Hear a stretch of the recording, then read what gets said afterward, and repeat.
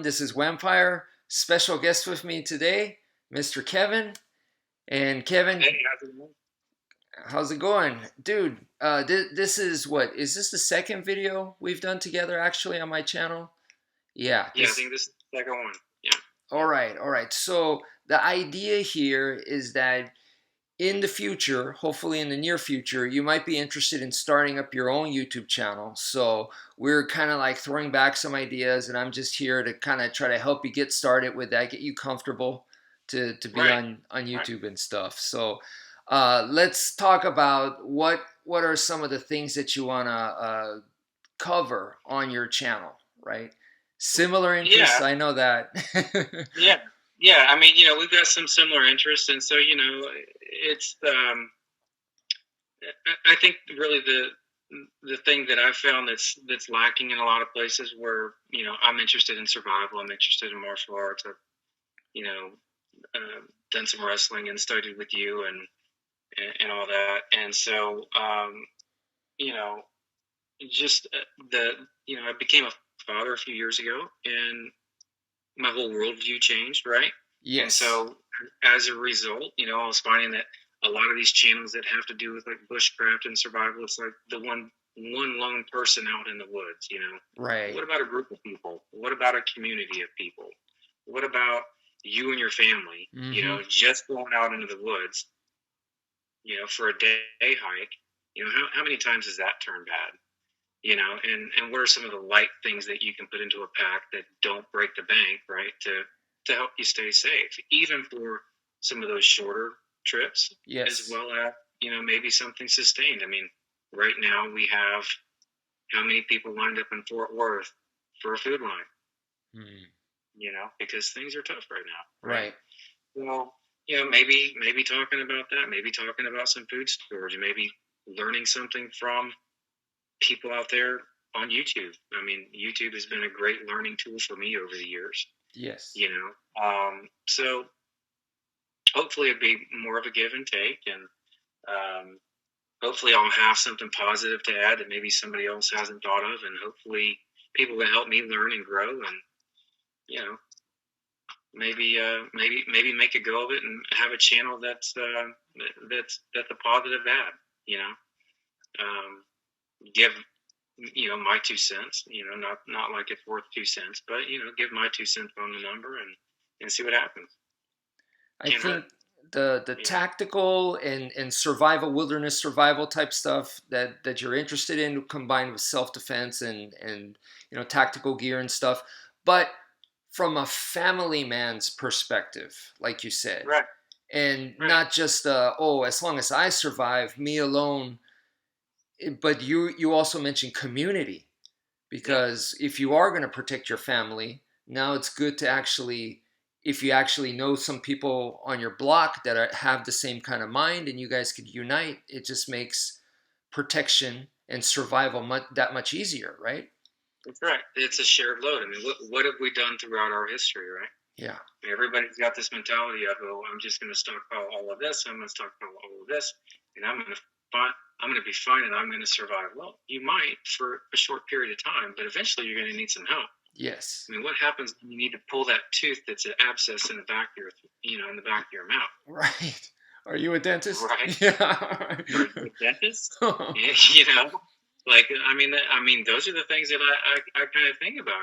It's like people out in the woods, they break a leg. What happened? Hmm. You're not calling a doctor if there's no doctors available. You're gonna have to deal with it yourself, or your family, the people or the group that you're with, they're gonna have to help you deal with it. And so I think what a lot of people have lost is that idea of community. Yeah. You know, of when me and my wife got married and we were pregnant, we had our daughter. You know, my wife's mentality was it takes a village. She's an only child. She's not going to have brothers and sisters. So where do we get her brothers and sisters? Uh-huh. From the community around us, right? Yes. So, it's really hard for us in that respect, especially now because we're so kind of segregated by what's happening with the pandemic and everything. But I think that more than anything, I think is is something that I think we've lost overall. I'm not saying that there's not people out there that have a like mind, or not people out there that maybe think along the same lines, but it's not something that's really, I think, talked about as much as that lone rebel or that survivor type situation. Which, it's good to be prepared for those situations too. I would say prepare for all the situations you could come up with in your head, and get as much knowledge as you can. Yeah. Because oftentimes you're not carrying that book out with you if you're in the wilderness. So you need to know what's in the book. You told me Yeah. something very interesting years ago. You said something like, because we're both in Texas where there's hurricanes, and one Right. time major hurricane hit. I don't remember which one you said it was, but for that one, um, you said something about you guys in the block, because I remember on Facebook they were saying, hey, there's people dressed up like police, acting like police, knocking on people's doors and saying, you need to evacuate. And then they would go into the house and just rob everything. So Hmm. I remember you had a story about that. Yeah, actually, I was living in Seabrook at the time. Okay. I had a house in Seabrook, and we went back into that house. I got back into that house the very next day after Hurricane Ike hit. I Okay. just bought the house, so I didn't know my neighbors as well as I probably wanted to for a situation like that. Yeah. But or maybe it wasn't Hurricane. I think it was Hurricane Ike. But essentially, what happened was is we had lost power, and not everybody had generators. Not everybody had access to gas. There was no power anywhere in that area. We ended up being out of power for 13 days in that area, and the majority of the city, Houston and metropolitan area, had power, but we still didn't. Um, and we realized on the second night that there were people driving through the neighborhood that we didn't recognize, Mm. and so we blocked off the end of the street. And I owned a few guns, and there were a couple other guys on the street that owned a few guns, and we spread them out. And Nice. we just kind of watched out for each other. We watched out the front windows. We stayed up late. Me and a couple other neighbors kind of took shifts. Just keeping an eye on the street. Yeah.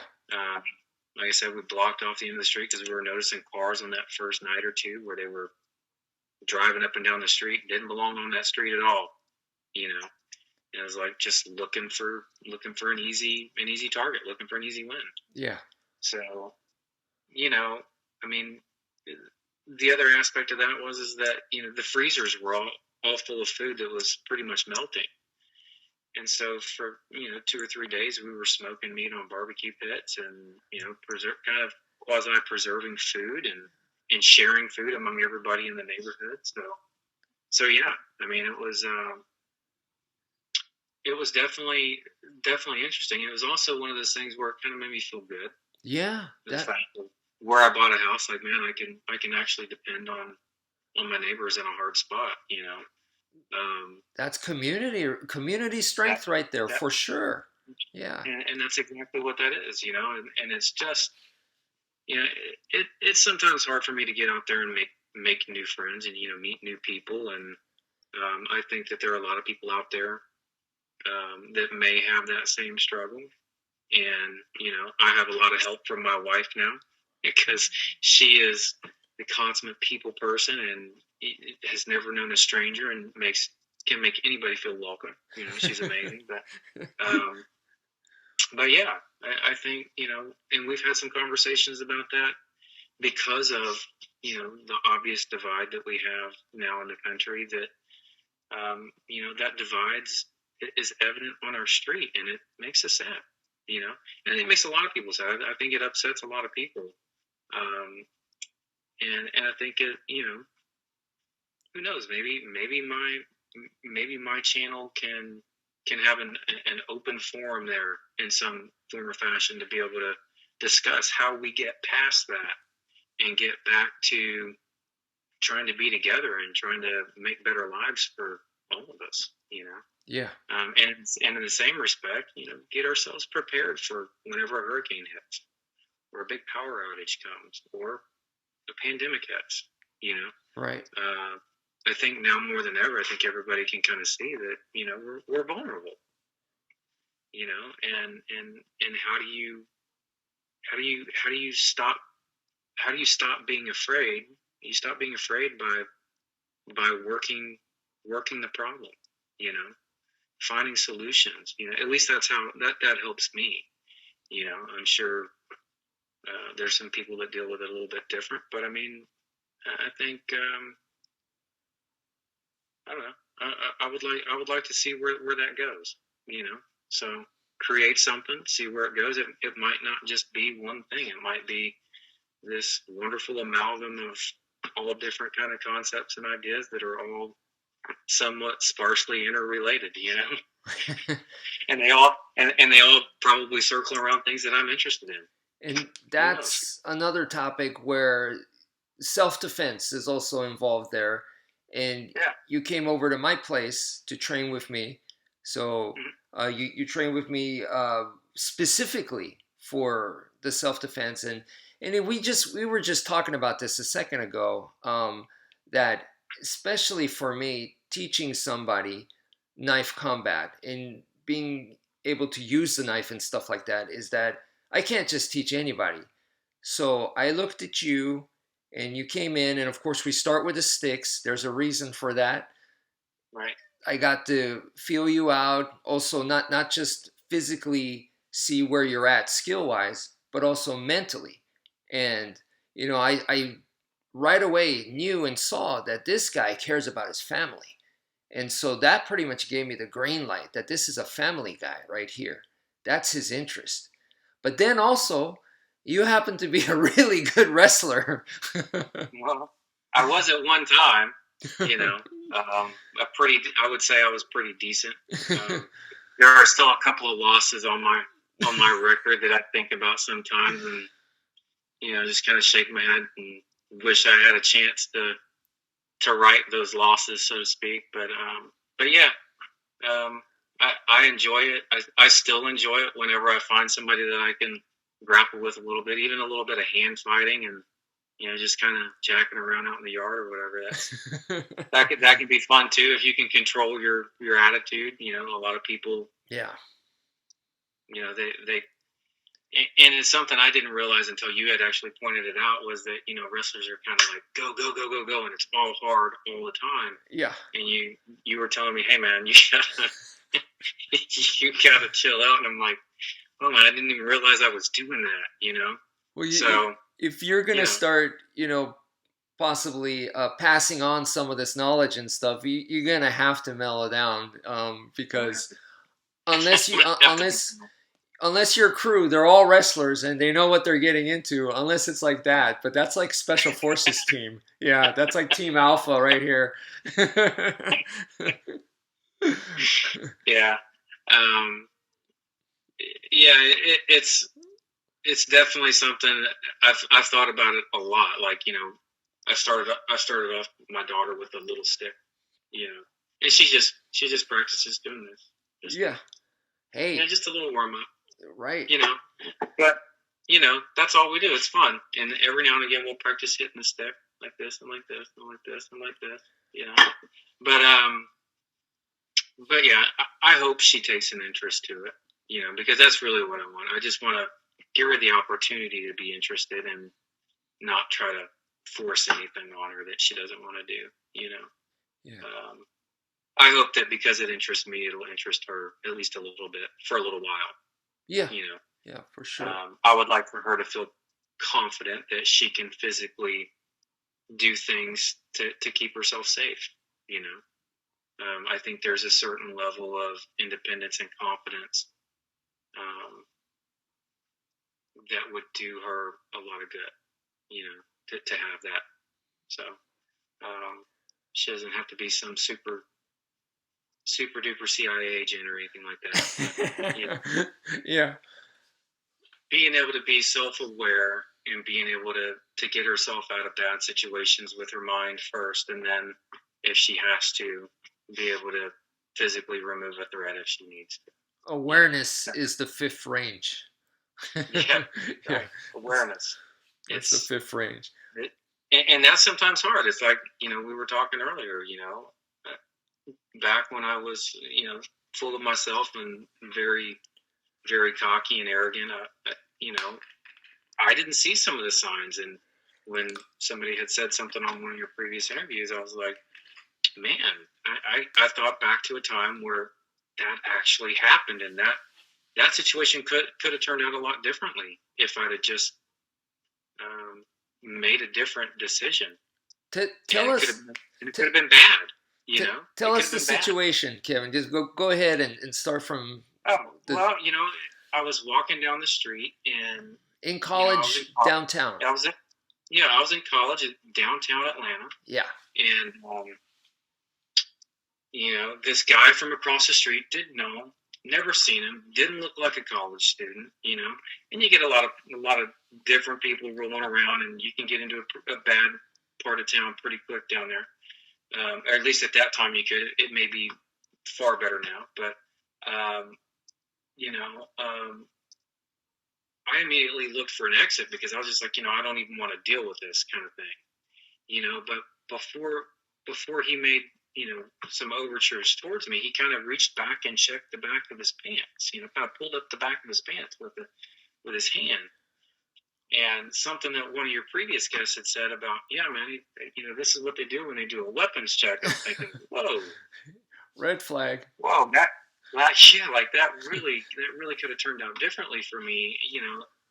I just wanted to avoid it. I didn't want to have to deal with some crazy or something like that. Because you would get some guy talking about some crazy stuff down there. You run into all kinds of Oh yeah.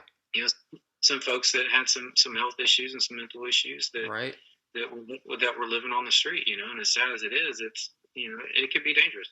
And I just chose to duck into. I checked the door; it was open into the theater auditorium, whatever. It was like one of the side entrances, and it was open. I was like, sweet. Went in, closed the door behind me, and thankfully nobody followed. But I think that it's real easy to let your guard down. It's real easy not to be aware of what's happening. You get bored. I mean, we're all guilty of it. You get into a mode, you get into a routine. And a lot of these times, that's when you can drive down the road for a mile or two and not even remember the last mile or two that you drove. Yeah. But, because you've driven this stretch of highway every morning for the last 5 years, It's right? automatic. Yeah. Yeah, it becomes an automatic, and so, yeah, But yeah. One of the more important things I think in a lot of cases, as my awareness became better over time, I think my awareness kept me out of more bad situations. I can remember fights that erupted outside of bars where I was kind of aware that things were getting tense, and I was like, it's time to move out of this crowd. It's time to leave because things are getting bad. And there were a couple times where I saw a guy pull a knife on another guy once, and then some other guy came from behind and hit that guy over the head with something, and I was 30 feet away from the guy, 40 feet away from the guy. yeah. This was over in Clear Lake. I mean, it's in the middle of the suburbs of NASA.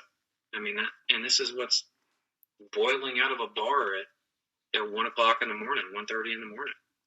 So everybody's out having a good time, and now all of a sudden, some dude's gone home in a hospital or in an ambulance, or gone to the hospital in an ambulance because he decided to pull a knife because he had too much to drink and got hit over the head. Yikes. Yep. So I know I kind of ramble a little bit, but sorry about that. Hey. I'll get off topic a little bit. We're all guilty.